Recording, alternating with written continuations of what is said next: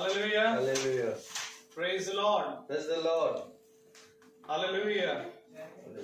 मेरे प्रियो, एक बार फिर हमें खुदावन ने एक और मुबारक समय दिया कि हम उसके नाम पर यहाँ एकत्रित होने पाए हैं। ये प्रभु का अनुग्रह है मेरे प्रियो, जो हम पर बना है, और हम हर दिन हर शाम उस अनुग्रह के लिए प्रभु का धन्यवाद देते हैं, क्योंकि यहाँ पर आना और इस स्थान पर खड़े होना प्रभु की ओर से ही नियुक्त किया गया है। और जैसा पौलुस कहता है अपने वचन में कि प्रभु तेरी डेवड़ी पर बिताया हुआ एक पल पृथ्वी के बिताए हुए 1000 वर्षों से कई ज्यादा उत्तम है। Praise the Lord. इसलिए मेरे प्रभु, हमें भी ये भाता है कि हम प्रभु के साथ हमेशा ऐसे ही बने रहें, और यही दुआ करेंगे कि प्रभु हमें ऐसे ही अपने साथ चलने का फजल दे। Praise the Lord. तो आइए हम प्रभु की महिमा और प्रभु की स्तुति में चलेंगे, पहले प्रार्थना के जरिए, उसके बाद हम गीत में जाएंगे, और उसके बाद हम प्रभु के वचन की ओर बढ़ेंगे। हालेलुया। तो मेरा निवेदन है अंकल से कि वो प्रार्थना में अगुवाई करें।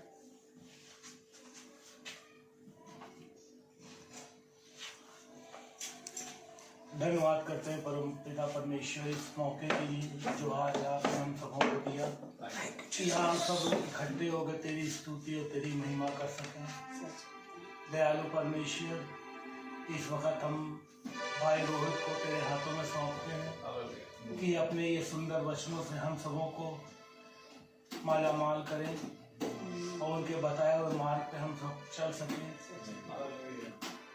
हमारी इस छोटी सी प्रार्थना को सुनिए और कबूल कीजिए। Praise the Lord. Praise the Lord. आइए हम गीत की ओर जाएंगे।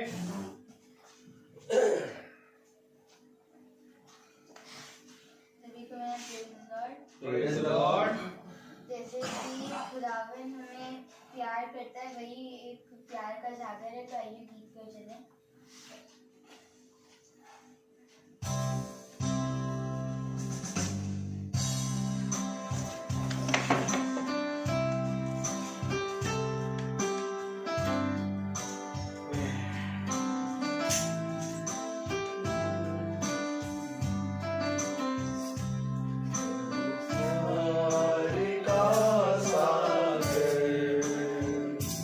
Sagar, daya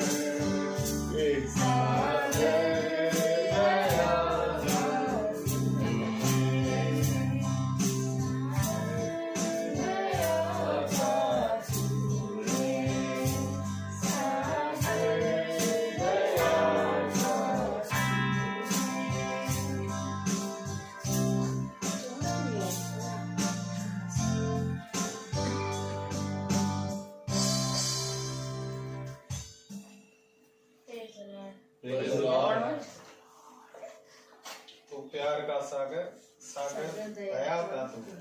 आमीन। क्योंकि मेरे प्रियो हर चीज उसी के द्वारा उत्पन्न है। वो प्रेम का सागर, वो दया का सागर, और हर चीज उसके द्वारा ही उत्पन्न है। Praise the Lord. और इस बात के लिए हम धन्यवाद देते हैं कि प्रभु ने किसी और चीज को नहीं परंतु मुझे और आपको अपने समान और स्वरूप रचा, हालेलुया, ताकि आज हम उसके साथ संगति करें, उसकी हम सिताइश करें, उसके मीठे वचनों को सुनें। आमीन। चलिए वचन की ओर जाएंगे। हालेलुया। और मेरा आपसे निवेदन है, आप अपने स्थान पर प्रभु के वचन को इज्जत आदर देने के लिए खड़े हो जाएं और हम निकालेंगे वचन संहिता। Praise the Lord. Praise the Lord. Hallelujah. Thank you, Jesus.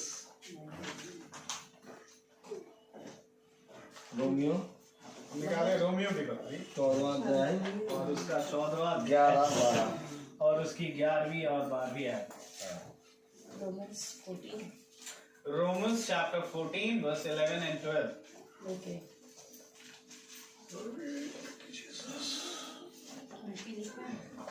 Romeo 14 11 और 12 हम एक साथ पढ़ेंगे। Praise the Lord.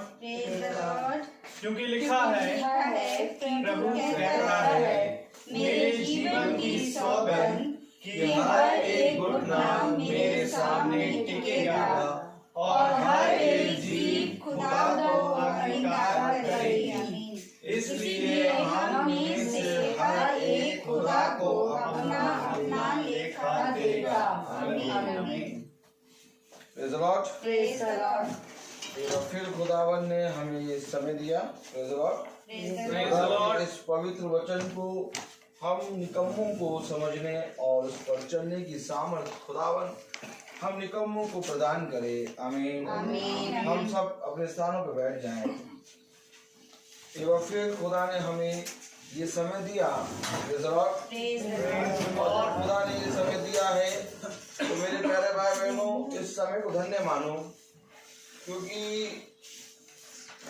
दिन प्रतिदिन समय निकलता जा रहा है और समय निकट है। आमीन। एक समय ऐसा आएगा कि ये समय रहेगा नहीं। Praise the Lord. खुदा का नाम कहता है मनुष्य ढूंढेगा कि वचन कहाँ मिलेगा, लेकिन वचन मिलेगा नहीं। Praise the Lord. क्योंकि प्रेम उठा लिया जाएगा और प्रेम कुछ और नहीं बल्कि वचन है। आमीन। और जब प्रेम उठाया जाएगा तो मेरे प्यारे भाई बहनों खुदा का वचन पूरी रीति से इस पृथ्वी से उड़ जाएगा। हालेलुया। मैंने अभी परसों मैंने कहा था गुरुत्वाकर्षण बल। कब कहा था? कल की परसों? कल कहा कल नहीं कहा, परसों। गुरुत्वाकर्षण बल। सुनिए, गुरुत्वाकर्षण बल क्या होता है? हाँ, पृथ्वी खींचती है। देखिए बहुत ध्यान सुनिए, क्योंकि ये संसार हमें अपनी अभिलाषाओं, अपने कामों और अपनी चीजों में खींचता है। आमीन। और एक गुरुत्वाकर्षण बल होता है जो पृथ्वी अपनी ओर सबको खींचती है। Praise the Lord.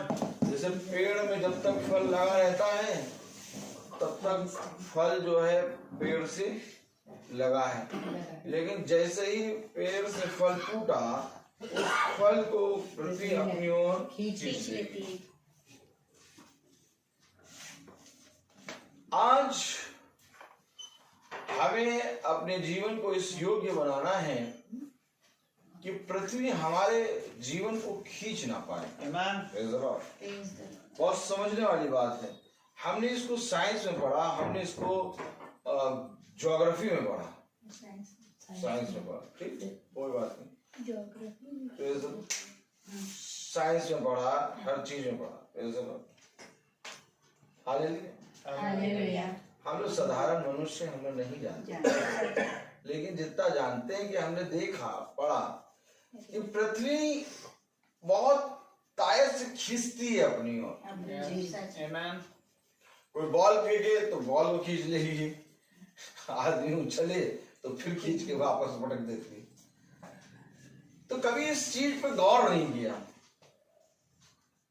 लेकिन जब वचन आए तो हमने पाया कि आखिर क्यों मनुष्य पृथ्वी की बातें करता है। क्यों आखिर वचन में लिखा है कि तुम पृथ्वी के हो, इसलिए तुम पृथ्वी की बातें करते हो, क्योंकि मनुष्य पूरे हृदय से पृथ्वी से चिपका हुआ है। जिस तरह से एक दाखलता से डाली चिपकी रहती है, वैसे ही मनुष्य पृथ्वी से चिपका है। और एक समय आएगा कि ये पृथ्वी अपने अंदर उस मनुष्य को ले लेगी। लेकिन यही बात हनोक के साथ भी थी। हनोक पृथ्वी पे चल रहा था। Praise the Lord. क्या कर रहा था? वचन बताता है कि हनोक पृथ्वी पे चलते चलते उठा लिया गया। यानी हनोक चल रहा है और धीरे धीरे उसके जीवन से हर पृथ्वी की चीजें निकलती जा रही हैं। और एक दिन ऐसा आया कि सारी पृथ्वी की वस्तुओं को उसने त्याग दिया, और जैसे ही सारी पृथ्वी की वस्तुएं उससे त्यागी गई, वैसे ही प्रेज़ द लॉर्ड, वैसे ही मेरे प्यारे भाई बहनों, हनोक हल्का हो गया, उड़ गया। Praise the Lord. क्योंकि हर एक मनुष्य अपना अपना लेखा देगा। अब पृथ्वी पर जितना ज्यादा हम मन लगाएंगे, उतना ज्यादा ये पृथ्वी हमें खींचेगी, और जितना ज्यादा हम वचन पे मन लगाएंगे, उतना ज्यादा ये वचन हमें खींचेगा। खिंचाव है, याद रखिए वचन में क्या लिखा? खिंचाव। क्या लिखा? खिंचाव। यूहन्ना 3 खिंचाव देखो, खिंचाव। यूहन्ना 3। Praise the Lord. हालेलुया।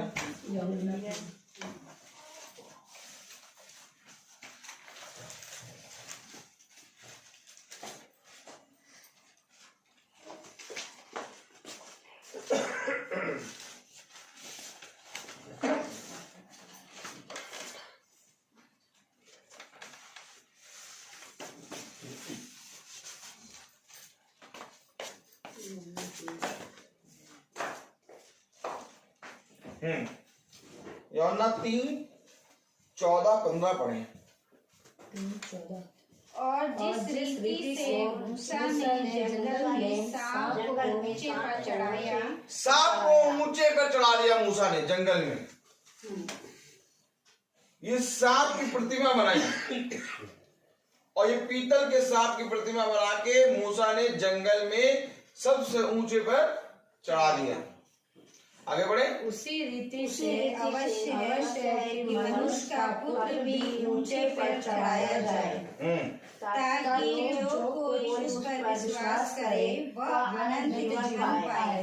अब मनुष्य का पुत्र भी सबसे ऊंचे पे लटकाया जाएगा, ताकि जो कोई उस पर विश्वास करे, यानी पृथ्वी की चीजों पे नहीं, उस पर विश्वास करे, वो नष्ट ना हो। मैं कह रहा हूं खींचेगा।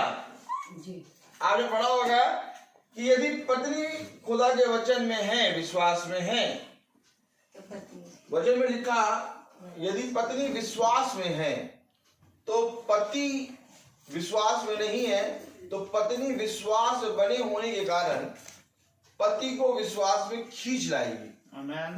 अब ये कौन सा विश्वास है कि पति खींच रहा है? ये कौन सा विश्वास है कि पत्नी विश्वास में बनी है? ये कौन सा विश्वास है जो सबसे ऊंचे पे टंगा है? अब अगर तुम पृथ्वी पर विश्वास करोगे तो पृथ्वी पर की लाखों करोड़ों चीजें हैं विश्वास करने के लिए, लेकिन अगर तुम उस क्रूस पे चढ़े हुए यीशु मसीह की ओर दृष्टि करोगे तो वहां केवल एक चीज है, और वो खुदावन खुद है। आमीन आमीन। खुदा पूरे संसार और पृथ्वी की बातें नहीं, बल्कि अपने पिता की बात बताने आया। आमीन। अरे उसको इस पृथ्वी की नॉलेज देना चाहिए था कि जहाज कैसे बनाए, माचिस कैसे बनाए, हैं साइंस प्रैक्टिस कर रही है, ये देना चाहिए था। उसने इन सारी चीजों को कैसे करने के लिए बुद्धि दी। क्या दी? उसने बुद्धि दी है। उसने बुद्धि दी कि तुम अपनी बुद्धि के बल पर पूरी पृथ्वी पर राज करोगे। आमीन। लेकिन इस बुद्धि से तुम मुझको प्राप्त नहीं कर पाओगे। अब बोलो आमीन। उसने बुद्धि दी हमें, लेकिन उस बुद्धि से तुम मुझको प्राप्त नहीं कर पाओगे। उसने साफ कह दिया, अपनी समझ का सहारा ना ले। आमीन। अपनी समझ का सहारा ना ले, बल्कि संपूर्ण मन से यहोवा पे भरोसा कर, क्योंकि ऐसा करने से तेरे काम सफल होंगे। आमीन। और उसने अपने वचन में साफ साफ लिख दिया। क्या लिख दिया?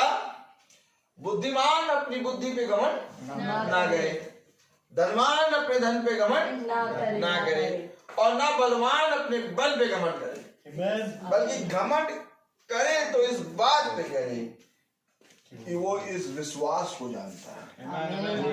कौन से विश्वास को? जिसे मूसा सबसे ऊंचे पर चढ़ाया, और ठीक उसी रीति से मनुष्य का पुत्र भी सबसे ऊंचे पे चढ़ाया। ये है श्रापित मित्र, क्योंकि हर एक जना देखेगा कि ये खुदावन, पापा बैठ जाओ, वचन सुनो, जूता चप्पल छोड़। हर एक जना खुदा का वचन देखेगा। ये वचन क्या कह रहा है? क्योंकि देखो, इस पृथ्वी पर बहुत तेरे लोग जन्म लिए और बहुत तेरे लोग मरे, लेकिन कोई भी मनुष्य इस रीति से नहीं मरा जिस रीति से यीशु मसीह को मृत्यु दी गई। उसकी मृत्यु क्या? उसकी मृत्यु को जानना ही उद्धार है। आमीन। जिसने उसकी मृत्यु, देखिए क्रूस पे यीशु मसीह क्रूसित हो रहा है, तो देखना क्या है? उसकी मृत्यु। बहुत ध्यान से पढ़े जरा क्या कह रहा है। पढ़े 14वीं और 13वीं 15वीं है। और जिस रीति से मूसा ने जंगल में सांप को ऊंचे पर चढ़ाया, उसी रीति से आवश्यक है कि मनुष्य का पुत्र भी ऊंचे पर चढ़ाया जाए, ताकि जो कोई विश्वास करे वह अनंत जीवन पाए। अरे हम यीशु मसीह की मृत्यु को देख के विश्वास करें और उससे अनंत जीवन पाए। क्यों? हम यीशु मसीह के जन्म को देख के विश्वास करेंगे और अनंत जीवन पाएंगे।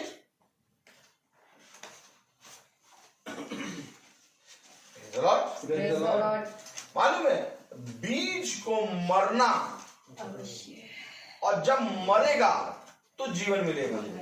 जीवन छिपा है मृत्यु के अंदर। इसलिए उसने कहा, देखो कि तुम्हारा पिता किस रीति से हमारे लिए बलिदान हुआ। सच है। आज मालूम है हम सब का पिता कौन है? यीशु मसीह।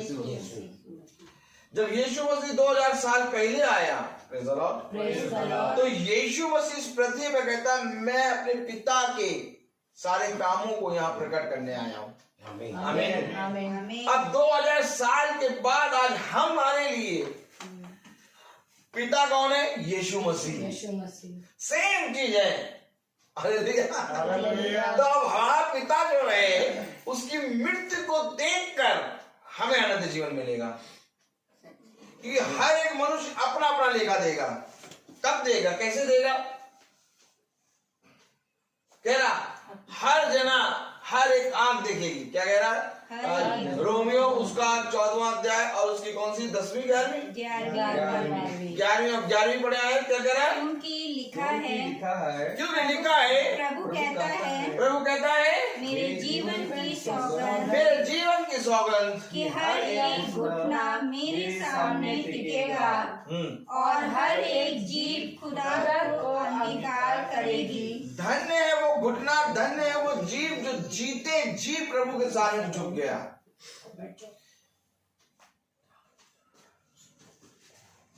एक तो वो समय है जब आप जीते जी प्रभु के सामने झुक के उसको अंगीकार कर लें, और एक वो समय है जब भयानक दिन आएगा तब हर एक घुटना झुकेगा। आपको मालूम है फरीसी यहूदी शास्त्रियों ने अपने घुटने नहीं टेके। फरीसी यहूदी शास्त्रियों ने अपने घुटने नहीं टेके यीशु मसीह के सामने, बल्कि उसके विरोध में खड़े हो गए। लेकिन जो खुदा के शिष्य हैं और जो खुदा के अभिषिक्त हैं, उन्होंने अपने घुटनों को टेक दिया जीते जी। कब टेका?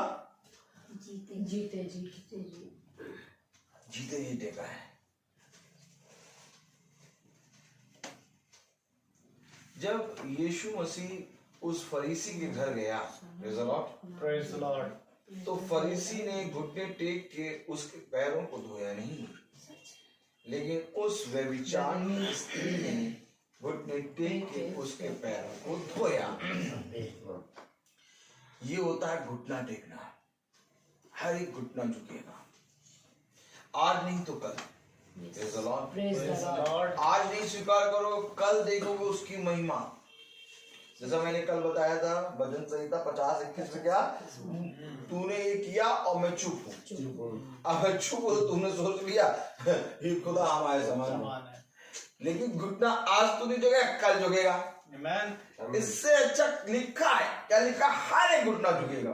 तो हर एक घुटना कैसे झुकेगा? वे जिन्होंने प्रभु को अस्वीकार कर दिया जीते जी, वे भी झुकेंगे। और मालूम है वो जो प्रभु को स्वीकार करके ग्रहण करके सो रहे हैं, और वो जो प्रभु को स्वीकार करके प्रभु के साथ चले गए, और वो जो प्रभु को अस्वीकार करके समय के लिए मरे पड़े हैं और जीवित होंगे ताकि वो नरक की आग में डाले जाए। हर एक दुनिया, हर एक दृष्टि देखेगी। ये दृश्य हर एक जना देखेगा, यहाँ तक कि स्वर्गदूत देखेंगे, और स्वर्ग में वो 12 सेना, आमीन, 24 प्राचीन, आमीन, ये सब जने देखेंगे, क्योंकि खुदा ने हर एक घुटना, आमीन, आमीन। बहुत प्यारा वचन है, लेकिन मनुष्य ने इस पर कान नहीं लगाया। जानते हैं मीटिंग क्या होती है? मीटिंग के बाद जब हम मीटिंग खत्म करते हैं तो मीटिंग के बाद हम लोग अपनी बात करते हैं, बताओ क्या हुआ, क्या समोसा आता है, चाय आती, दाल मोटा आता, बिस्किट आती, हम लोग खाते पीते और फिर चले जाते हैं।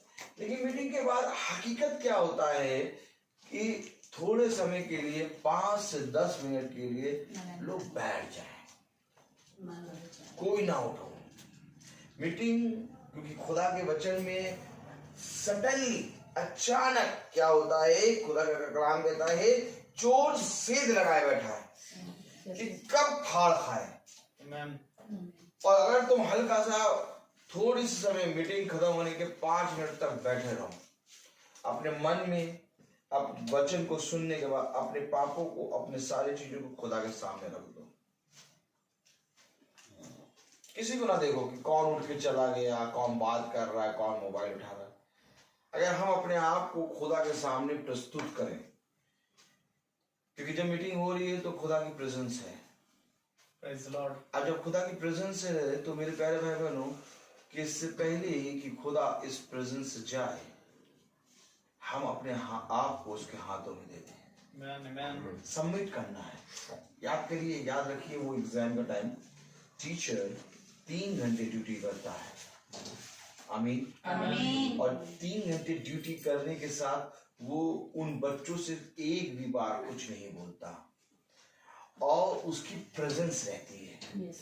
और उसकी प्रेजेंस के कारण बच्चे चीटिंग नहीं करते, बच्चे अपना काम टाइम पे करते हैं। लेकिन एक समय आता है जब 3 घंटे पूरे होते हैं तो वो अपनी कॉपी अपना साल भर का जो पढ़ा है वो उसको सौंपते हैं टीचर को। और जब मीटिंग होती है तो प्रेजेंस होती है खुदा की, और खुदा वेट करता है मीटिंग के बाद कि कौन मेरे सामने आके मुझे अपने आप को सबमिट करे। क्या आप खुदा के सामने अपने आप को सबमिट करना चाहते हैं? आप सबमिट करना चाहते हैं तो आपको कॉपी सबमिट करनी होगी, और कॉपी सबमिट करने के लिए आपको जो कुछ लिखा है एक बार अपनी आंखों को बंद कर रिवाइज करके उन सारे कामों को प्रभु को सौंपना है। क्या आप ये काम करने के लिए तैयार हैं? Amen. यही काम होना चाहिए। मीटिंग के बाद एकदम तू मैं चाचा भतीजा नहीं। मीटिंग के बाद सारी बातों को मौन करके अपने पापों को खुदा के सामने रखे। क्यों आखिर में कह रहा हूं अपने पापों को खुदा के सामने रखे? क्योंकि खुदा का वचन कहता है मनुष्य के अंदर की बातें कोई नहीं जानता। मनुष्य के अंदर की बात केवल उसकी आत्मा जानती है। Amen, amen. और जब तुम आत्मा को खेद करते हो, आत्मा से पश्चाताप करते हो और अपने पिता के सामने अपनी सारी बातों को रखते हो तो पिता तुम्हें क्षमा करता है। अच्छा, ये घुटने क्यों झुक रहे हैं? आप जो आयत पढ़ी 11वीं आयत, रोमियो 14:11 पढ़ें। क्योंकि लिखा है, प्रभु कहता है, मेरे जीवन की सौगंध कि हर एक घुटना मेरे सामने टिकेगा और हर एक जीभ खुदा को अंगीकार करेगी। क्यों घुटना झुक रहा है? क्यों अंगीकार कर रहा है? ये क्या है? सबमिट करना। Amen. ये सबमिशन दिखा रहा है कि अपने कामों को खुदा के सामने रख दो। यस। आपको मालूम है, जो हर एक घुटना झुक रहा है और हर एक जबान अंगीकार कर रही है। अंगीकार कब करेगी? जब उसको सारा सब कुछ उसके सामने आएगा और कहा जाएगा, क्या तूने ये किया? हाँ, मैंने ये किया। और तब कहोगे खुदा के सामने, हाँ खुदा मैं पापी हूं। क्योंकि खुदा के सामने झूठ चलेगा ही नहीं। लाख तुम झूठ सब छुपाओगे, खुदा उसको खोल के रख देगा। एक बात बताएं, खुदा के सामने कभी भी कोई भी झूठ, कोई भी दुष्ट ठहर नहीं सकता। इतना पवित्र है। अंगीकार किस चीज का कर रहे हैं? क्यों घुटना टेक रहे हैं? क्योंकि इन्होंने घुटना और अंगीकार कभी किया ही नहीं है। Amen. जो रोज अंगीकार करेगा, जो रोज घुटना टेकेगा, जो रोज अपने पापों को आके खुदा के सामने रखेगा, कहेगा खुदा मैं प्रतिदिन का पापी हूं, मुझे प्रतिदिन तू शिफा दे, मुझे प्रतिदिन तू शुद्ध कर। Praise the Lord. तब आपको मालूम क्या होगा? उस दिन भी तुम घुटना टेकोगे और पिता तुम्हारे पास आके तुम्हारी बाजुओं को पकड़ के तुम्हें उठा लेगा। कहेगा बेटा, आज तेरे घुटना टेकने का नहीं, आज तुझे बाहों में बांधने का समय है। आमीन। मैं तुमको सच कह रहा हूं, यही समय एकदम क्या कहते हैं? एग्जैक्ट, वेरी गुड, एकदम एग्जैक्ट यही समय खुदा दिखाएगा। Amen. और जो रोज घुटना टेकता है, जो रोज स्वीकार करता है अपने पापों को खुदा के सामने, वो ऑलरेडी घुटने टेक के अपने आप को पूरी रीति से प्रभु के सामने सबमिट करेगा और खुदा अपनी बाहों में उसको भरेगा, ताकि हर जबान, हर एक आंख देखे कि सच में खुदा ने उसको कभी नहीं त्यागा। Hallelujah. Praise the Lord. मैं आपको सच कह रहा हूं मेरे प्यारे भाई, क्योंकि उसने कहा कि हर एक घुटना झुकेगा, Amen. हर जबान कहेगी Amen. Amen. यीशु ही प्रभु है। Hallelujah. कितना प्यारा वचन हमें मिल रहा है, Praise the कितना Lord. पवित्र, कितना शुद्ध वचन। ऐसा शुद्ध वचन किसी धर्म ग्रंथ में नहीं है, किसी संसार के किसी कोने में नहीं है। वो हमसे एक वाचा बांध रहा है कि बेटा आज ना झुके, बेटा आज ना ये मुझे स्वीकार करें, लेकिन तेरे सामने ही ये को इनकी घुटने और इनकी जबान कहेगी यीशु ही प्रभु है। आमीन। लेकिन क्या ये धन्य है तू जो इस पृथ्वी पर रहते रहते स्वीकार कर रहा है कि यीशु ही प्रभु है। यही बात तो मेरे प्यारे भाई बहनों, ये जो आयत आज आप पढ़ रहे हैं रोमियो 11, आमीन, रोमियो 14:11, रोमियो 14:11 जो आप पढ़ रहे हैं, ये आयतों को खुदा के अभिषिक्तों ने पृथ्वी पर किया। यस जैसे डैनियल के सामने जब्राइल आया, डैनियल घुटनों के बल गिर पड़ा। आमीन।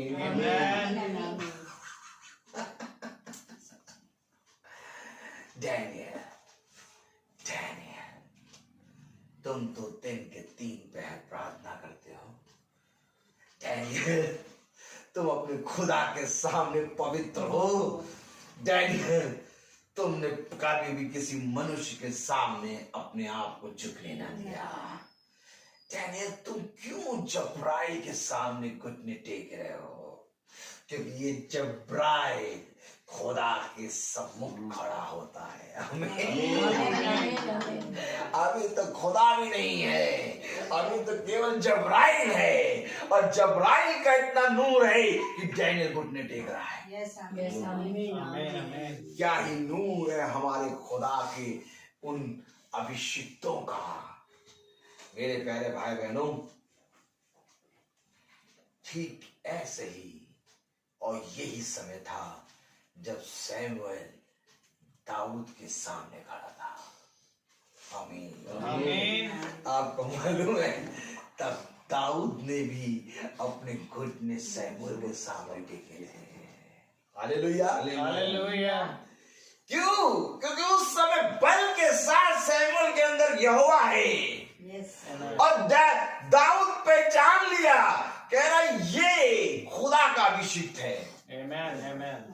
वे सीना चौड़ा करके खड़े थे, यीशे के सारे पुत्र, सातों के सातों। लेकिन जब दाऊद आया तो उसने घुटने टेके। Praise the Lord. घुटने क्यों टेक रहे हो दाऊद? क्योंकि दाऊद अपने खुदा के सामने घुटना टेकता है। मेरे प्यारे भाई बहनों, आज चाहे हम जहां पर भी अपने जीवन के जिस मुकाम पे पहुंच जाएं, आज हम चाहे जितनी ज्यादा शोहरत पा लें, लेकिन मेरे प्यारे भाई बहनों, हमारा सब कुछ ये वचन है। आमीन।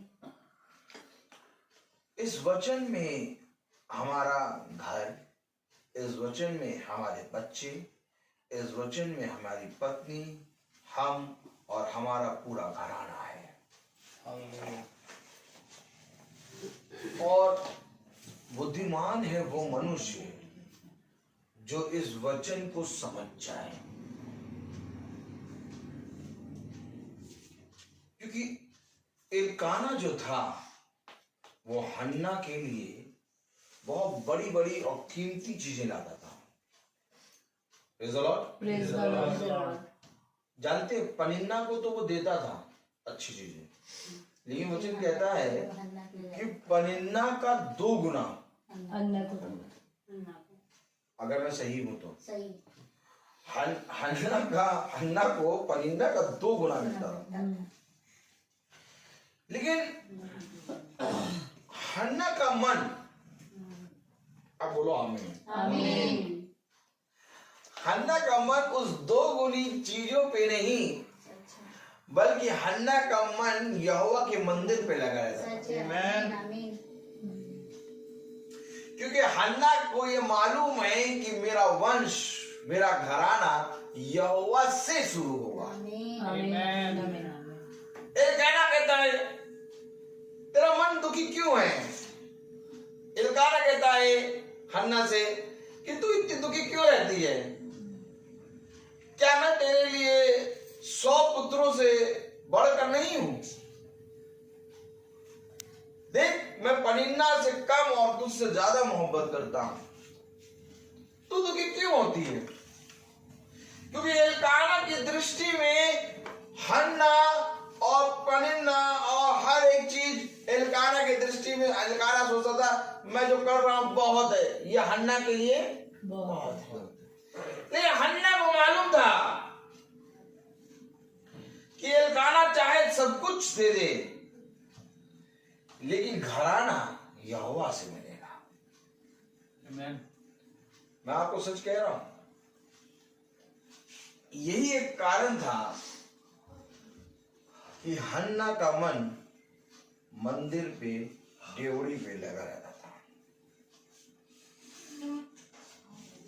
क्या करती थी हन्ना? जो आप रोमियो 14:11 पढ़ रहे हैं, इस आयत को हन्ना मंदिर की डेवड़ी पे जीती थी। Amen. हन्ना मंदिर की डेवड़ी पे घुटने टेक के पड़ी रहती थी। Praise the Lord. मेरे प्यारे भाई बहनों, एक मनुष्य वो है जिसकी दृष्टि में सब कुछ संसार है, लेकिन एक मनुष्य वो है जिसकी दृष्टि में सब कुछ खुदा है। मैं तुमसे पूछना चाहता हूं कि तुम अपनी दृष्टि में किस चीज को रखते हो? देखो बहुत ध्यान से, क्योंकि 12वीं आयत कह रही है, पढ़े, इसलिए हम में से हर एक खुदा को अपना अपना लेखा देगा। अपना अपना लेखा देगा। हम में से हर एक जना। मैं अपना दूंगा लेखा, डैनियल भाई अपना लेखा देंगे, सैमुअल भाई अपना लेखा देंगे, पापा अपना लेखा देंगे, पापा अपना लेखा देंगे, सब जना अपना अपना लेखा देगा। Amen. अब हमारा मन लगा हमारी पत्नी, हमारा मन लगा हमारे बच्चों में, हमारा मन लगा हमारे कपड़ों में, हमारा मन लगा संसार की चीजों पे, तो भैया हम लेखा कह देंगे। लेखा देने के लिए कुछ होना तो चाहिए, सही बात है। और होने के लिए कुछ जानना चाहिए, Amen.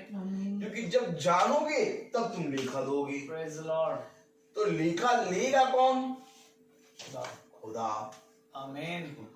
वो एक एक दमड़ी तक उखेड़ेगा, एक एक चीज उखेड़ेगा। क्योंकि जो लेखा लेने वाला है वो न्याय करता है। Amen. Amen. लेखा लेने वाला कौन है? न्याय करता। बहुत ही घनघोर न्याय होता है उसका। Praise the Lord. Praise the Lord. Hallelujah. Hallelujah.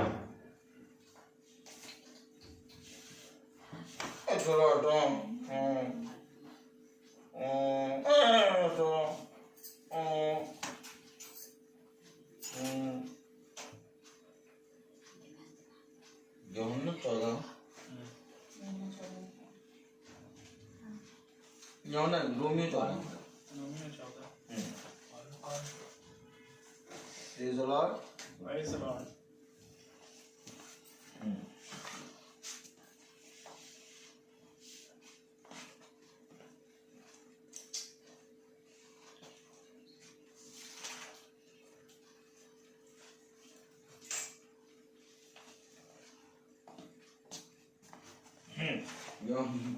Romeo 14:16 आयत पढ़े।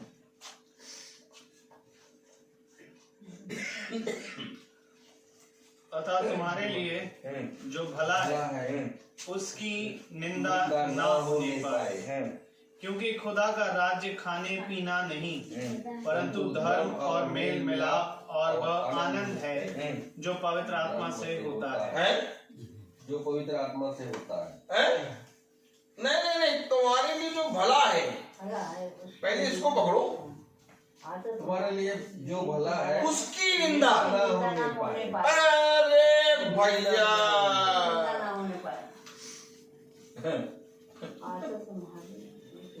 पकड़े कुछ? तुम्हारे लिए जो भला है उसकी निंदा ना होने पाए। अब भला तुम्हारे लिए क्या है? वचन है, आमीन। और उसकी निंदा ना होने पाए।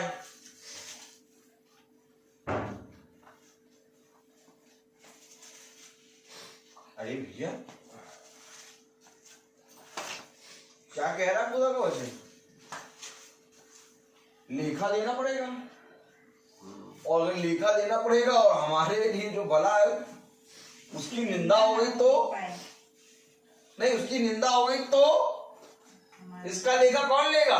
खुदा हमारे से लेगा, हमें देना। नहीं आप बताइए, इधर देखिए, हर एक का अपना अपना लेखा देगा। और कह रहा तुम्हारे लिए जो भला है उसकी निंदा ना होने पाए, वचन कह रहा। अब तुम्हारे लिए जो भला है उसकी निंदा ना होने पाए, ये खुदा कह रहा। अब मेरे लिए भला है केवल खुदा का वचन। आमीन। और मेरे जीवन से अगर उसकी निंदा हो रही है तो लेखा कौन देगा? कह रहा निंदा ना करना, कह रहा निंदा होने ना पाए। और अगर मेरे जीवन से खुदा के वचन की निंदा हो गई तो इसका लेखा कौन देगा?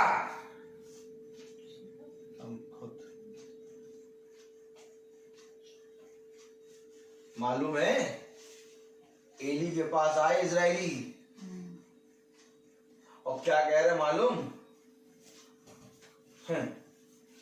क्या कह रहे कि जो भेंट हम चढ़ाते हैं इससे पहले कि वो भेंट बन के तैयार हो वो चाकू लगा के तीन वाला चाकू लगा के मांस पहले खींच लेते हैं। हम जबकि कहते हैं उनसे इधर कैसे सर कैसे बात कैसे कर रहे हैं दूसरे की इली याजक से कह रहे हम कहते हैं कि पहले भैया ए भैया पहले भेंट चढ़ाने दो, फिर उसके बाद तुम जितना लेना चाहो ले लो। नहीं, पहले हमें दो, पहले हमें दो।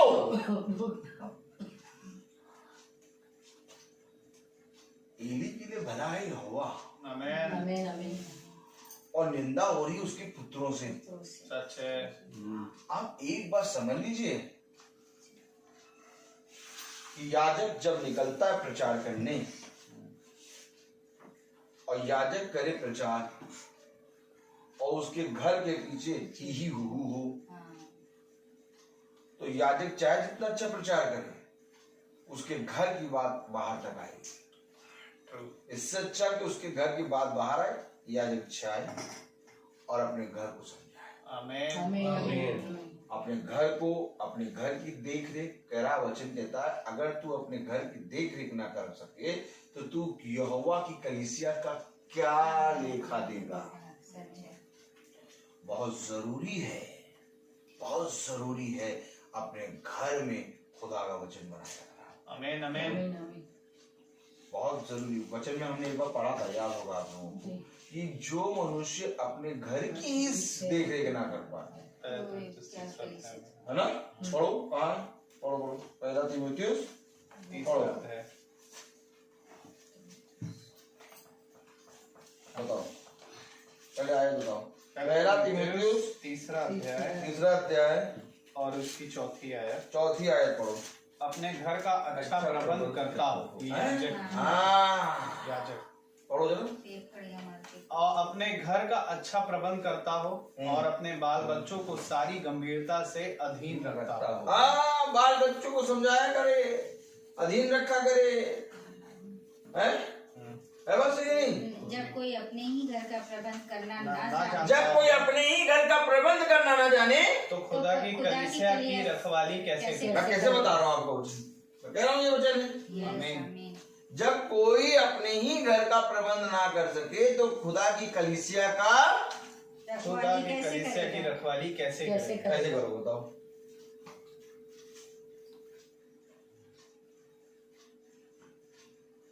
बाहर जाके बहुत बढ़िया वचन सुना दो और घर में बीवी कहे तेरा मेरा तो उसको वचन ना बताओ, बेटा वचन में तेरा मेरा नहीं बताओ। जैसे बाहर वालों को समझा रहे हो वैसे घर में भी समझाओ। याजक हमेशा याजक 24 घंटे का होता है। आमीन आमीन। याजक ऐसा नहीं कि सूट पहन के खड़ा है तो याजक है और पैजामा कुर्ते में खड़ा है तो उसे आते हैं पति है। बरमूडा हो चाहे याजक, हर समय याजक है। क्योंकि ये काम आपको मैं बताऊं 365 और 24 घंटे का। क्यों? क्योंकि 365 और 24 घंटे ही खुदा का कलाम काम करता है। बच्चे में लिखा, ना वो औंगता और ना वो सोता है। अगर हमारा खुदा औंगने और सोने वाला नहीं तो मेरे प्यारे भाई बहनों, इसका मतलब कि वो अपने याजकों और अपने अभिषिक्तों के अंदर काम कर रहा है। तो वचन हमें सारी बातों की शिक्षा देता है। जो अपने घर का उचित प्रबंध ना कर पाए वो खुदा की कलीसिया को कैसे रखवाली करेगा। ये एक कारण है कि हर एक चीज में एकदम खुदा के वचन को लेके चलना है। आमीन। 24 घंटे आप खुदा के वचन में चलिए। Praise the Lord. Praise the Lord. प्रार्थना बैठ के करनी चाहिए कि लेट के? प्रार्थना लेट के, बैठ के, उठते, खाते पीते, व्यवस्था विवरण निकालो, दिखाओ इनको। खाते पीते, लेटते, सोते, चलते, खाते पीते, हर समय प्रार्थना। दिखाओ। बच्चा ने कुर्सी पूछा कि प्रार्थना कैसे करनी चाहिए, कब करनी चाहिए, किताब पढ़ाओ। ये व्यवस्था विवरण छठा अध्याय 28वीं और उसकी छठी आयत पढ़ें। व्यवस्था विवरण 6। अब देखिए प्रार्थना कैसे करनी चाहिए। तब करनी चाहिए ए भैया, हाँ ए भैया, प्रार्थना तो तब करेंगे जब भैया हो जाते हैं नहा धो के बैठे हो। नहीं, कब करना चाहिए पढ़े? 6 और 7। और वे आज्ञा जो मैं आज तुझको सुनाता हूँ वो तेरे मन में बनी रहे और इन्हें अपने बाल बच्चों को समझा कर सिखाया करना और घर में बैठ के मार्ग पर चलते, लेटते, उठते इनकी चर्चा किया करना। उसकी आज्ञा है प्रार्थना है। आमीन। प्रार्थना जानते हो, उसके शिष्यों ने पूछा, हम सारी जो वचन से ही दिखाते हैं, हम पागल रहते हैं ना 24 घंटे। Praise the Lord. Praise the Lord. सुनिए वचन तो सुनिए, बहुत अच्छी बात है। बहुत अच्छी बात है। कम से कम पूछा ना तो ये आनंद की बात है कि वचन में हम लोग को प्रभु ने सब कुछ बता रहे हैं। Praise the Lord. बहुत बढ़िया बेटा, आगे तक जाओगी। Praise the Lord, hallelujah. इसलिए तुम्हें मैंने मॉनिटर बनाया है। दिमाग में आ गया तो कैसे प्रार्थना करें। तो कलाम कह रहा, वचन कह रहा कि मैं गाड़ी चला रहा, सिस्टर बैठी, अभी जब छोड़ने जा रहे थे, सिस्टर ने क्वेश्चन करा, आपके भाई लोग नहीं आते बजाने? मैंने कहा सिस्टर, बजाने गाने और इसकी बात नहीं है, बात है भूख की।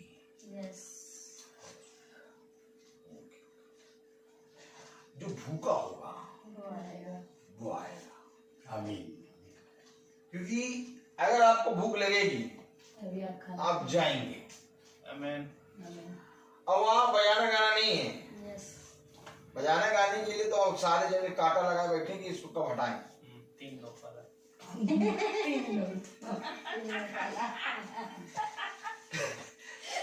लेकिन खुदा उतना ही हम लोग को मौका दे रहा है। क्योंकि मैं आपको सच बताऊं कि मनुष्य गाना बजाना देख रहा है, लेकिन प्रभु कह रहा है ये दीपक है, सच है, इसे मायने रखा है, इसे छू नहीं पाओ और तुम्हारे बीच में रह गई पूरे अंगारे की तरह जलेगा, ताकि तुम देखो कि आराधना स्तुति और कैसे खड़ा हुआ है। हम खुदा के वचन को लेके आए हैं हालेलुया। और ये हमारे लिए घमंड की बात है। आमीन। इसलिए मैं बच्चों को भी एकदम टाइमली सिखा रहा हूँ, टाइमली चलो एकदम हर चीज। इन लोग भी सताओ, देख रहे हैं इन लोग को भी सताया जाता है, हटाओ हटाओ। और मैं उस समय ऐसा नहीं उनसे कुछ कहूँ, बच्चे लोग फेस करें, इनके युद्ध का काम है। इनके फेवर में मैं नहीं कहता, मैं बल्कि जो आता कहता है हटाओ। हाँ बताइए बताइए, समझाइए, आप समझाइए, आप लोग तो काम है समझाना। तो और देखती हुई उसको जो हम तुझसे ये लड़ेगा, ये तो क्या और समझाइए समझाइए। हाँ हंसते हमने कहा करना वही जो भाई। देखो हर चीज बच्चे कैसे सीखेंगे? अगर मैं कुछ कहूंगा तो बच्चे कहेंगे ये कह रहे हैं, लेकिन जब वो फेस करेंगे उस चीज को तो फाइटर बनेंगे। और हमें अपने बच्चों को, अपने लोगों को फाइटर बनाना है, ताकि वो खुदा की कलाम, खुदा के वचन को लेके खड़े हो। किसी मनुष्य के लिए ना खड़े हो। आप मनुष्य तारीफ करेगा, कल बुराई करेगा, लेकिन हमारा खुदा हर समय तुम्हें थामे रहेगा। हमारा खुदा बच्चों को ऐसा सामर्थ्य भरेगा, ये बच्चे एक पिलर बन जाएंगे। हमें पिलर बनाना है। हम जानते हैं हम अपने बच्चों के साथ हमेशा नहीं रहेंगे, हम खुद नहीं रहेंगे, रहेगा खुदा। तो क्यों ना हम उसके सामने इनको रखें। इसलिए मैं पीछे हटता हूँ, कोई भी जितनी भी बातें करता है मैं उससे मैं कह सकता हूँ साफ साफ, आप मेरे विषय में लेके करिए बात। मैं आपको कहूँ लेखा मुझे देना लेखा मुझे देना। अगर हम मेरे विषय में कहेंगे तुम ऐसे करो, मैं बताऊँ मैं इसलिए करता हूँ कि मैं पागल हूँ।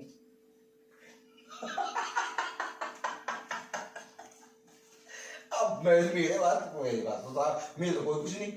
तो बच्चों को भी फाइट करना है।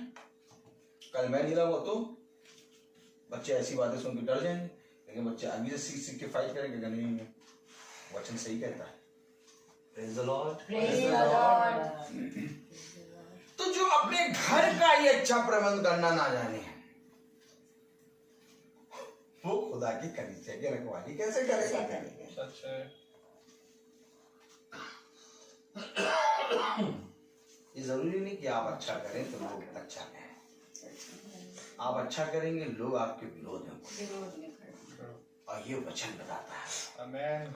उसने कहा देख, मेरे नाम के कारण तुम सताए जाओगे, मेरे नाम के कारण लोग तुम्हारी निंदा करेंगे, मेरे नाम के कारण लोग तुम्हारे विरोध में आके बोलेंगे। उस समय को धन्य मानना। हमें मानना किस समय को धन्य है? उसी समय को कि मैं तुझे धन्यवाद देता प्रभु कि इतने हजारों लोग हम निकम्मों को ये धन्य बनने का मौका मिल रहा है। आनंद मनाओ कि तुम खुदा को जानते हो। आमीन। और केवल जानना ही नहीं है, बल्कि हमें दूसरों को बताना भी है। आमीन। आज एक बात सुनिए, बहुत वचन से है, सुनिए।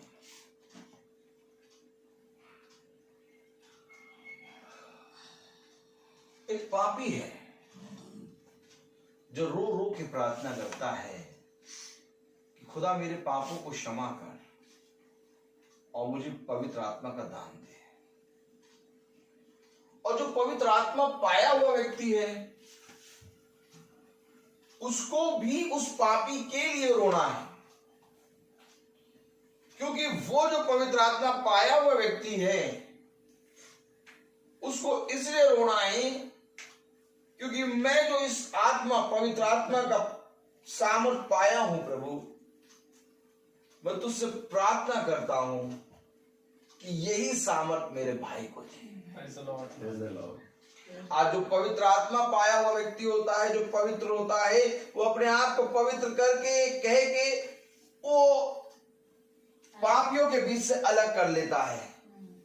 लेकिन यीशु मसीह भी पवित्र आत्मा की सामर्थ से भरा हुआ था, लेकिन उसने पापियों से अपने आप को अलग नहीं करा, बल्कि उसने उस पापियों के लिए रो रो के प्रार्थना करी कि प्रभु इन्हें क्षमा कर। अरे आप तो पवित्र आत्मा से भर गए हैं, आप तो पवित्र हैं, आप तो बच्चे को जानते हैं, अब आपको प्रार्थना करने की जरूरत नहीं है, आपको इन्हीं को जरूरत है। जितना ज्यादा पापी रोएगा उससे कई ज्यादा होली स्पिरिट पाए हुए व्यक्ति को रोना है। परिश्रम तो दोनों का है।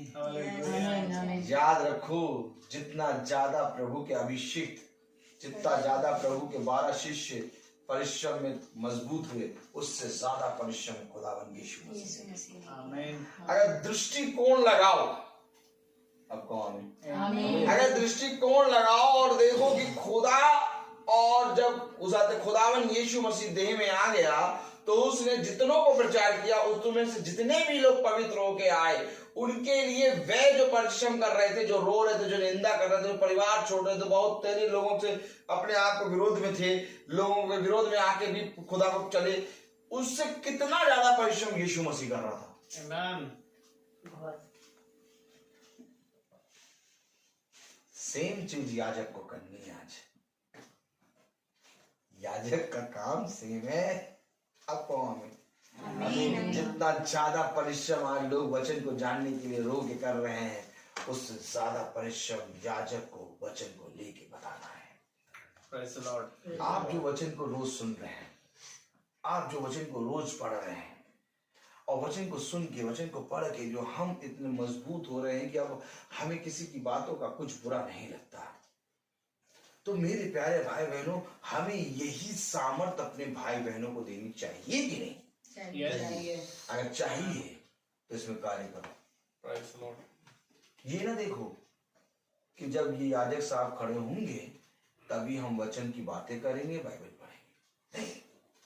अब ये तो तुम्हें चाय बनाते समय, कॉफी बनाते समय, कप धोते समय, नहाते, उठते, बैठते, चलते, हर समय ये बातें करते हैं।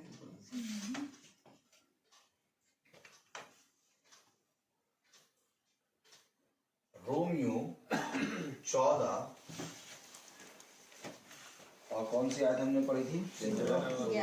नहीं, 16वीं आयत। अतः तुम्हारे लिए जो भला है उसकी निंदा ना होने पाए, क्योंकि खुदा का राज्य खाना पीना नहीं, परंतु धर्म और मेल मिलाप और वह आनंद है जो पवित्र आत्मा से होता है। खाना पीना नहीं, खाना पीना नहीं। आप कोई खा रहा है तो कहो वह शुद्ध, और कोई नहीं खा रहा तो कहो ये शुद्ध। हेलो, खुदा का वचन क्या कह रहा? खुदा का राज्य खाना पीना नहीं। पढ़े जरा 17वीं आयत। क्योंकि खुदा का राज्य खाना पीना नहीं, परंतु धर्म और मेल मिलाप और वह आनंद है जो पवित्र आत्मा से होता है। जो पवित्र आत्मा से, यानी जो कुछ पवित्र आत्मा से हो रहा है वो खुदा का राज्य है। आमीन। उस राज्य को तुम्हें बताने के लिए जो खाना पीना खा रहे उनके पास जाना पड़ेगा। पढ़े जरा।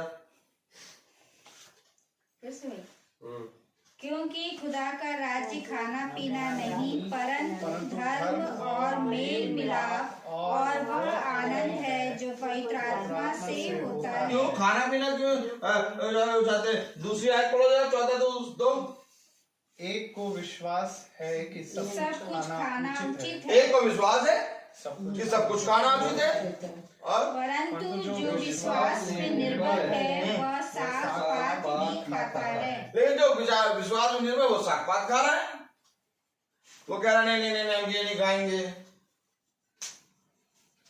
नहीं नहीं नहीं नहीं नहीं हम वो नहीं खाएंगे, हम ये नहीं खाएंगे। वो विश्वास में निर्बल। लेकिन एक को विश्वास है कि सब कुछ खाओ। खाने पीने को लेके बहुत बहस होती है। तुम कैसे खाते हो? हम हाथ पीने लेके हाथ पीने छुपा, तुम हम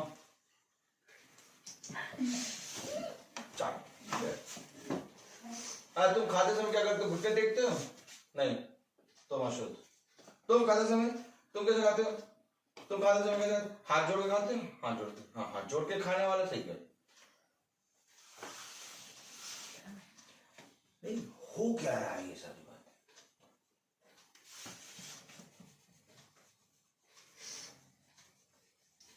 मालूम है, प्रभु ने इस वचन को भोज बताया है। आमीन। इस भोजन की तो बात करते नहीं है, करते हैं संसारिक भोजन की बात। अच्छा, जहां इस भोजन की बात आती है उसमें ऐड करने लगते हैं। अब किसी का विश्वास निर्बल है, तुम उस संसार की बातों को लेके उसके पीछे ना पड़ो, उसको तुम वचन की बात बताओ। एक दिन वो वचन को मानकर अपने आप ही सही होगा। Praise the Lord. क्या कह रहा है देखो, पढ़ो, दूसरी आयत पढ़ो। एक को एक विश्वास विश्वास है है कि सब कुछ खाना उचित है, सब कुछ खाना उचित है, परंतु जो विश्वास में निर्बल है वह सात पाप ही खाता है। खाने वाला न खाने वाले को तुच्छ न जाने और न खाने वाला खाने वाले पर दोष न लगाए। भैया तुमको खाना है तुम खाओ, हमें नहीं खाना, दोस्त ना लगा। लेकिन दोष ना लगाओ, किसी के जाके मार ना दो, तुम जो तुमको खाने दो, तुम दोषी हो, तुम दुष्ट हो। हाँ, आपको मालूम, वो फरीसी जो खुदा के पास आया और वो चुंगी लेने वाला जो खुदा के पास आया, इन दोनों में अंतर क्या था? वो अपने आप को शुद्ध ठहराता था और वो अपने आप को अशुद्ध ठहराता था। फरीसी अपने आप को शुद्ध ठहरा रहा था और चुंगी लेने वाला अपने आप को अशुद्ध ठहरा रहा था। अर्थात आप जितने भी पवित्र हो जाएं, आप किसी न किसी चीज में पापी हैं। और वचन कहता है यदि कोई एक भी पाप में गिरा है तो वो सारे पापों का लेखा उसको देना होगा। ये बात समझ लेना, ये तो उसकी दया है जो वो हमें अपना अनुग्रह अपनी दया से पवित्र करता है। क्योंकि अगर हम बहुत ध्यान से देखें 120 पे जब पवित्र आत्मा पेंतेकुस्त के दिन उतरा तो वो आत्मा में भर गए, लेकिन कुछ समय के बाद वचन बताता 3 से 4 अध्याय में कि उनका बल कम हो गया।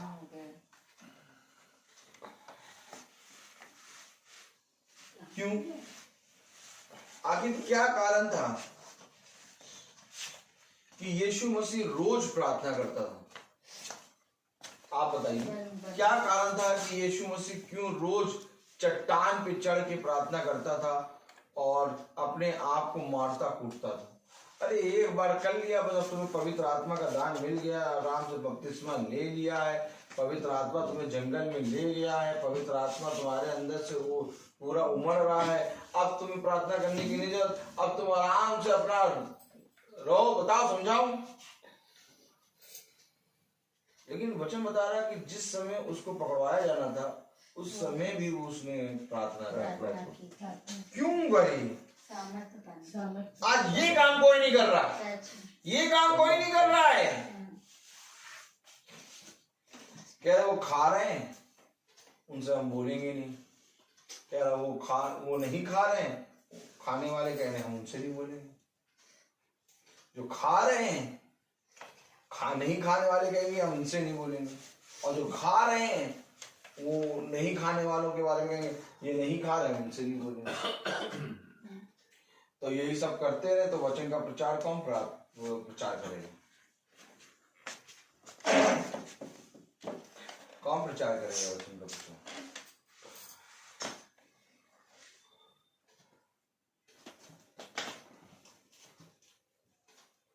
जो भला है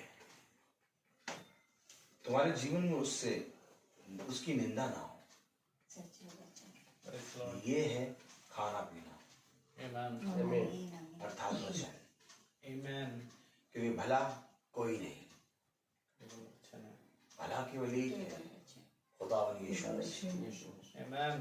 क्योंकि इससे पहले कि मैं कहूँ कि वो भला है, उसने कहा वो भला चल रहा है, Hallelujah. और उसकी निंदा मेरे जीवन से ना होने पाए।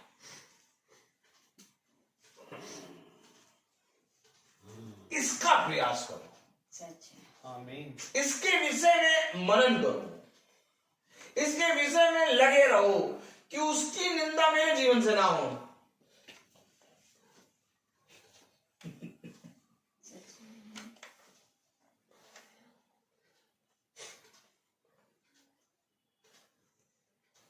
कभी प्रयास किया इस चीज का? उसके कारण तुम्हारी निंदा हो जाए, लेकिन मेरे कारण उसकी निंदा ना हो।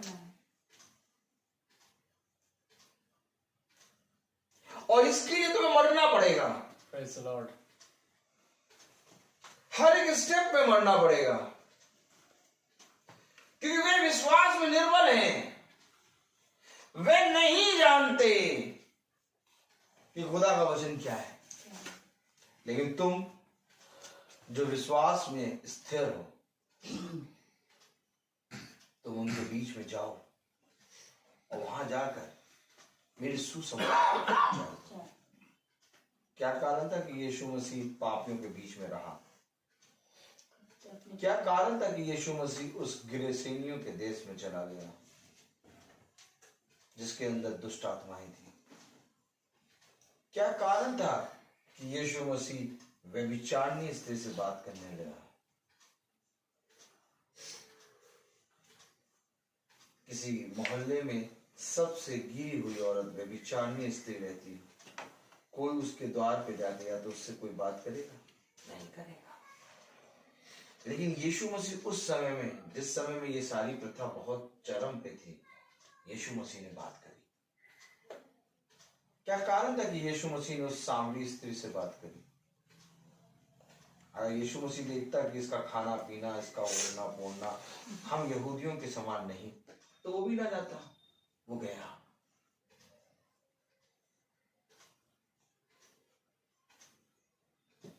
और आपको मालूम है, सामरी स्त्री जिस समय कुएं के पास बैठी थी, उस समय यीशु मसीह उसे भोज खिला रहा था। Amen. और सामरी स्त्री ने एक ऐसा भोज खाया जिसके बारे में उसने गवाही दी कि देखो, मैंने एक ऐसा भोज खाया, अर्थात मैंने एक ऐसे को देखा कि जिसको मैंने कभी ना देखा। उसने मेरे बारे में सब कुछ बता दिया। तो क्या यीशु मसीह भोज है क्या? यस। तो क्या वचन भोज है क्या? यस। प्रतिदिन तुम जब मेरे साथ संगति करो तो इसी तरह से किया, किस तरह से? केवल उसमें मेरा वचन हो, Amen. और संसार की कोई बातें ना हो। Praise the Lord. Praise the Lord. देखो, जहां कहीं मेरा वचन, मैं उनमें और वो मुझ में वास करेंगे। Amen. क्योंकि जो मेरे विरोध में नहीं, वो मेरी ओर है। Hallelujah. बस इतना बहुत है, इससे ज्यादा पाप है, क्योंकि इससे ज्यादा मनुष्य करने के चक्कर में खुदा के वचन से अलग हो जाता है। और खुदा का वचन हमें बताता है कि देखो, तुम किसी को भी पवित्र और अपवित्र ना कहो, क्योंकि मैंने इस पृथ्वी पर सबको बनाया है।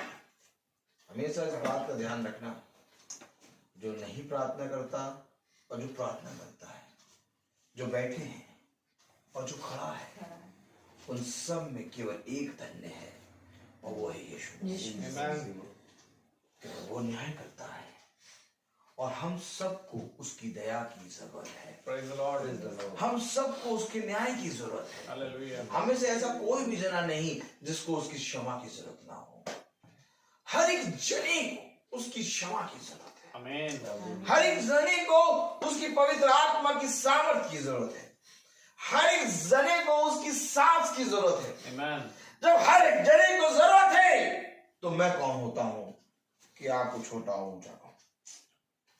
हाँ, प्रभु कहता वो कहे जिसको मेरी जरूरत नहीं। तो भैया जरूरत किसको है? हम लोग को जरूरत है, हर समय जरूरत है कि खुदा हम निकम्मों को समझाए। हम दुष्ट हैं, हम लुच्चे हैं, हम लफंगे हैं, लेकिन हमें प्रभु सीधे मान पड़ना है। आमीन। हर चीज का एक समय होता है। Praise the Lord। Praise the Lord। मैं बोलता बहुत हूँ, आमीन आमीन। हर चीज का एक समय होता है। Praise the Lord। Praise the Lord। क्या कह रहा था वचन? Praise the Lord। Praise the Lord। क्योंकि लिखा है, प्रभु कहता है कि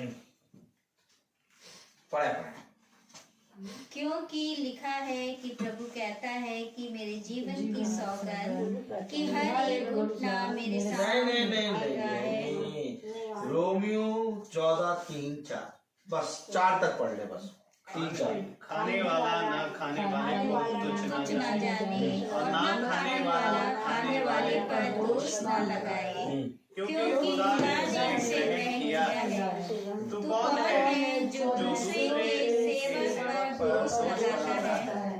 उसका स्थिर रहना या गिर जाना उसके स्वामी के संबंध से होता है, वरन वह स्थिर भी कर दिया जाएगा, क्योंकि प्रभु से स्थिर रख सकता है।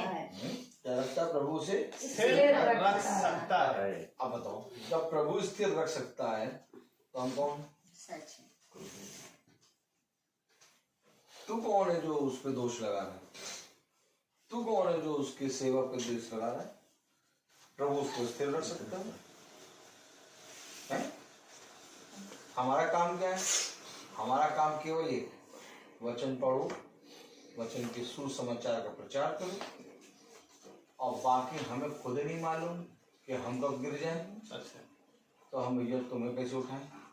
लेकिन हाँ, हम तुम्हारे लिए प्रार्थना कर सकते हैं, और वो प्रार्थना हम रोज करते हैं।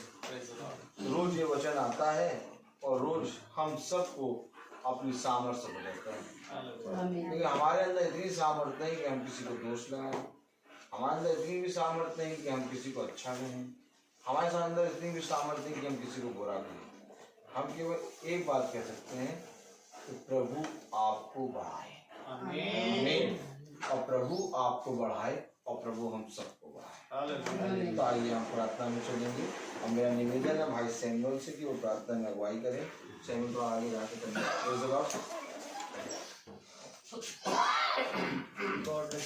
आगे आगे आइए हम प्रार्थना में चलेंगे। जिंदगी के बानी हमारे महान जीवित अनुग्रहकारी खुदा यीशु मसीह, बड़े धन्यवादित हैं इस मुबारक समय के लिए खुदा। प्यार प्रभु, जैसा हमने वचन को सुना कि हर एक को अपना अपना लेखा देना है मेरे खुदा। हाँ मेरे खुदा, उस लेखे देने के लिए प्यार प्रभु हमारा मन, हमारी आत्मा हमेशा तत्पर रहे, और प्यार प्रभु हमारा इसमें जो परिश्रम है प्यार प्रभु, वो प्यार प्रभु सदा बना रहे खुदा। दुआ करते हैं आप हमें अपने साथ चलने का ऐसे ही फजल दे, ताकि हम आप में और आप हम में प्यार प्रभु सदा बने रहें।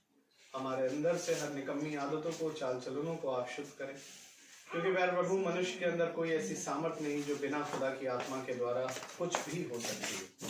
मैं दुआ करता हूँ खुदावन, हम नादान बच्चे प्यार प्रभु जो बातों में खुदावन और संसारिक चीज़ों में फंसते हैं खुदा, आपसे दुआ करता हूँ खुदावन कि हमें ऐसे ही वचन की बुद्धि और समझ आप देते रहें, ताकि हम हर एक वचन की बातों से प्यार प्रभु अपनी समझ को प्यार प्रभु समझने वाले और उन अभिलाषाओं से छूटने वाले बन सके जो प्यार प्रभु आपके निकट उचित नहीं है खुदा।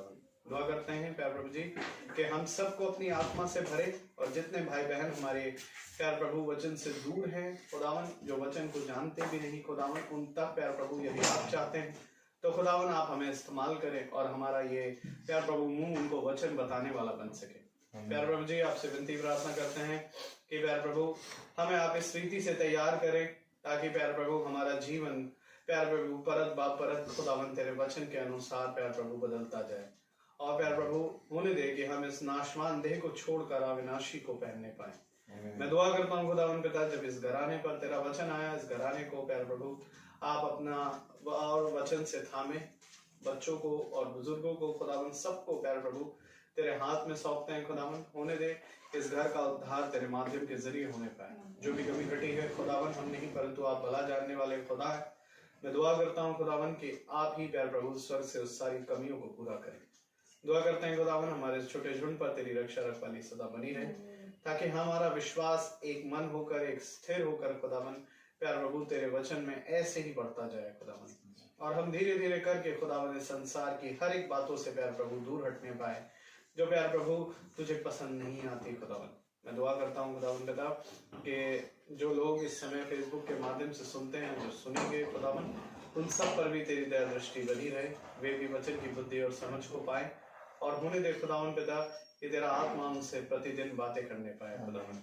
दुआ करते हैं संगति करने में खुदावन हम आलस ना करें, और तेरे कामों में खुदावन हमेशा तत्पर रहने पाए, क्योंकि आपका वचन कहता है मेरे खुदावन कि जो कुछ भी करो आनंद मन से करो। मैं दुआ करता हूँ खुदावन पिता भाई रोहित पर अपनी आशीष और हाथ सदा ऐसे ही बनाए रखें, उनके घराने पर तेरी आशीष ऐसे ही बनी रहे खुदावन। उन्हें दे कि जैसा वो सेत में वचन सुनाते हैं उसके साथ कभी भी कॉम्प्रोमाइज न कर ले पाए।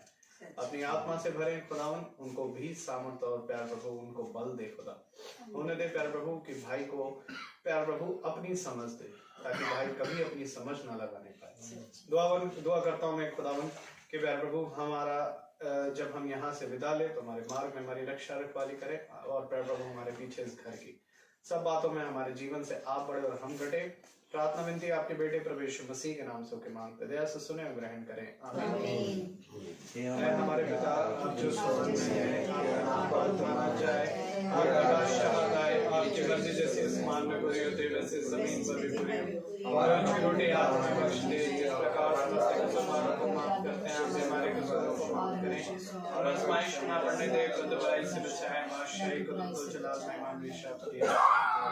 अब हमारे खुदावन यीशु मसीह का फजल, खुदा बाप की मोहब्बत, पाक गुरु की रिफाकत और शराकत हम में से हर एक विश्वासी जन के साथ अब से लेकर अनंत काल तक होती रहे, आमीन। धन्यवाद धन्यवाद धन्यवाद, सारी आशीषों के स्रोत धन्यवाद।